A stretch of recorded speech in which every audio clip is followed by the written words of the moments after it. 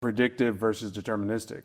I was in a conversation with a friend of mine who has a job in DC. He's bullish on the sense of AI in the sense that it's like the internet, where it's the biggest bubble of all bubbles that will bubble, but it will still be a useful thing. But in his line of work, where the ones and zeros have consequences, like human life consequences, you can't afford to have a 98% probable answer. Yeah. You need 100% accurate. So like in the service industries and the businesses you're working with, where does the deterministic versus probabilistic, and Lane, do you understand what I'm saying when I talk about that? Yes. Okay. I didn't mean to demean or anything.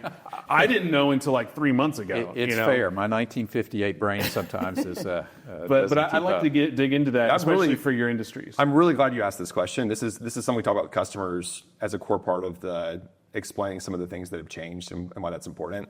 So most software for a very long time was built to be deterministic. It's a set of very bounded if-then statements. And so if this is true, this is the outcome. And so to use that software, and I'm sure a lot of people have this experience, you set up things for a period of time. And there's a set of automation triggers where if these things are toggled to true, this outcome will happen. Frankly, that makes it very predictable, but it also makes it pretty tough to use and pretty tough also to like evolve. The real big change that these underlying large language models have enabled is the shift to probabilistic problem solving, like a human might do. Here's the mission. Your job is to follow up on the open tickets and resolve customer questions before leading to a sold estimate. And then they act in a way that would execute on that mission based on the constraints they've been given. To your point, Ryan, like that's going to mean that some percentage of the time they're going to hallucinate.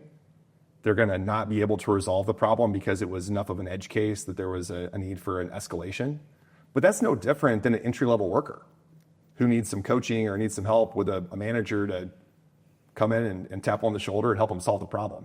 And so then, as someone who's building the software, your job is to figure out that escalation in a way that allows for the machine learning to kick in and for that problem to only be encountered that one time.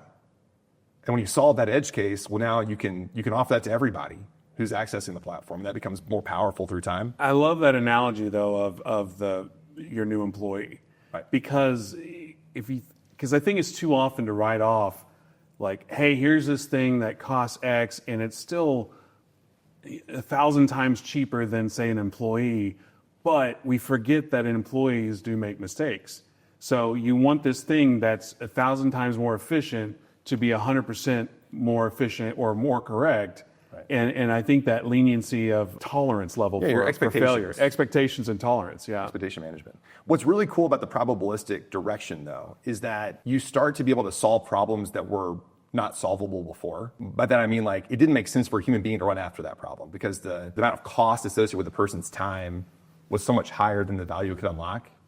But the marginal cost of the AI agent's time is zero. It can go run and look for these connections that just didn't exist before. I'll give you an example. Our clients would want the chance to offer a homeowner an indoor air quality machine or a chance to be able to use an UV light to deal with pet dander from their dogs in their house. Well, it used to be that like you wouldn't be able to go through all of your customer records and find all of the signals of all the times that people had indicated that they had a kid with allergies or an immunocompromised parent who was living with them.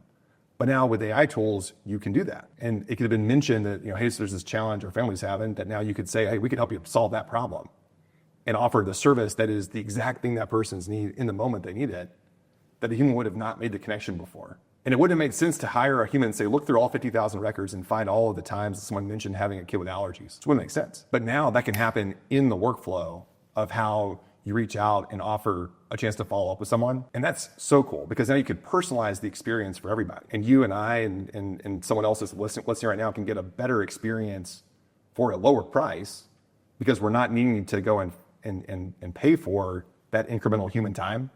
It's just enabled by the technology, which is really cool.